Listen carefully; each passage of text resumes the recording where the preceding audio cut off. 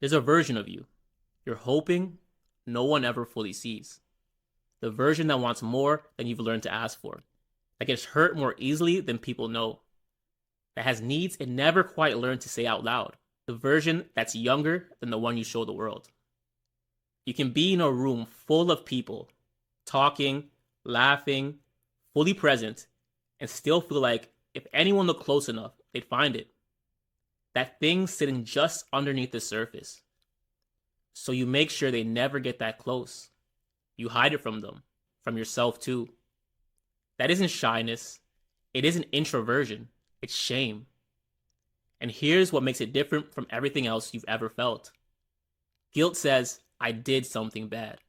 Shame says, I am bad. Guilt makes you want to fix something. Shame makes you want to disappear. One is about what you did, and you can correct what you did. The other is about who you are, and you can't fix being you. So instead, you manage, you hide, you keep just enough distance between yourself and anyone who might actually see too much. And here's what almost no one gets told. You didn't arrive at this on your own. Shame is usually inherited, not created by you. It moves through families like a label. A parent who was never allowed to be enough passes that feeling to a child who had nothing to do with it.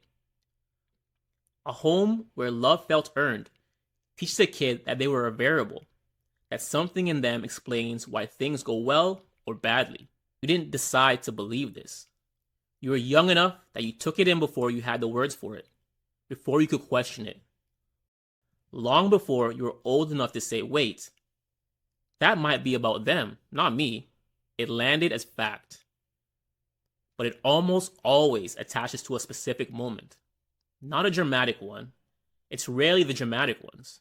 It's more like you were genuinely lit up about something, open, excited, fully yourself, and the person you showed it to barely looked up. Or you were genuinely upset, the kind that needed someone to sit with you, and instead you got, stop crying, or you're being dramatic, or just the absence of anyone coming, or you said the true thing, the honest thing you actually felt, and the silence after told you that it was a mistake. Your brain was 7 or 9 or 12, doing the only math it had. Why did that happen? And instead of landing on they were distracted, they were in pain, that was about them. It landed on something about me. You weren't unworthy. You were unloved in a moment that mattered. And you've been carrying that single moment like a life sentence ever since. Something closed in you that day. There's probably a version of you that learned to get smaller in a room. Shoulders in, voice down, eye contact away, when you sense that being seen might go badly. Not a personality, an adaptation. Shame doesn't just live in your thoughts. It disconnects you from your inner child, from the part of you that existed before you decided something was wrong with you. The kid who made themselves smaller to make the room stay safe. That kid didn't go anywhere. They just stopped talking. And when shame is running, it finds ways to keep confirming itself. You know you're carrying it, not when you're disappointed by failure, when you're afraid of it. When a project falls through, and it doesn't just sting, it confirms something. When someone's expression changes slightly, and it follows you all day. When you apologize for things that were never yours to apologize for. If you're afraid of failure, you're carrying shame. Because to someone who has decided, I am the problem, failure isn't an event, it's evidence. So you get careful. You share, but you leave the most real parts out. You show up, but you stay guarded enough that no one gets fully in. Because underneath all of it, there's a calculation running. How much of me is it safe to show here? So you make sure that they never know everything. You stay likable instead of known. You stay pleasant instead of real. And over time, you become the easiest person in the room to be around and the hardest person in the world to actually reach, even for yourself. And here's the logic shame uses to keep you there. It tells you the answer is to hide harder. That if you can just manage this part of you well enough, control it tight enough, Keep it far enough from view. You'll eventually be okay. But hiding it was never the cure. The less it's spoken, the more true it feels. Silence is a thing that feeds it. Until "this is just who I am" stops sounding like a belief and starts sounding like a fact. It isn't. Here's how it actually starts to break. Not in a big moment, in something small. The first time you say the part you've never said, not the version you cleaned up, not the thing that's easy to receive, the actual thing. And the person across from you doesn't move, doesn't go quiet, doesn't reassess you, stays. That one moment does more than years of hiding ever could. Because shame doesn't dissolve in your head, no matter how long you spend thinking about it. Shame thrives in silence, and it dies in safe connection. One person seeing the real thing and staying is how you start to trust the real thing is survivable, and naming it is how you get there. Not understanding every layer, not having the right words, just being able to say, even quietly, even just to yourself, "this is shame, and it isn't the truth of who I am.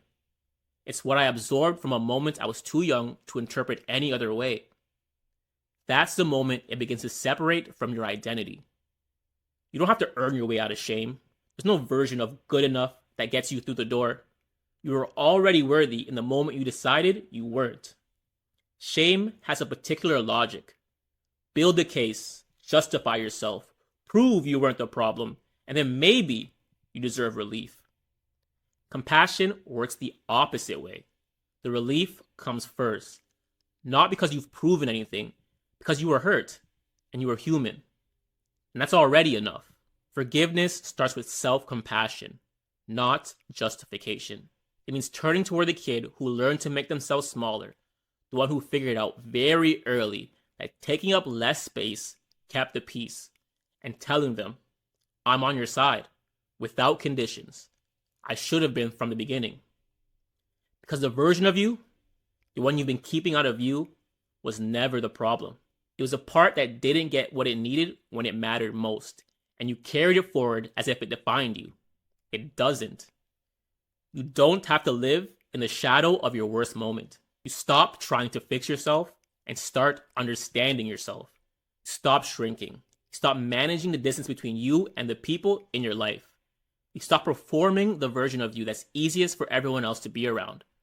And slowly, not all at once, not without difficulty, you let yourself be known. Not just liked, known. That version of you that you spent years hoping no one would ever see, it wasn't the worst thing about you. It was the most human thing. The part that got hurt and kept going. That never stopped hoping someone would finally understand it. And it was worth seeing all along. If something in this sat heavier than you expected, stay with it. Don't scroll past it. Like the video. It puts this in front of someone who's been carrying this quietly and doesn't know there's a name for it. Because shame doesn't just sit in your identity. It shapes how you handle your emotions every single day. What you let yourself feel, what you push down, and what you never say out loud. That habit and what it costs you is exactly where we're going next. Subscribe. I'll see you there.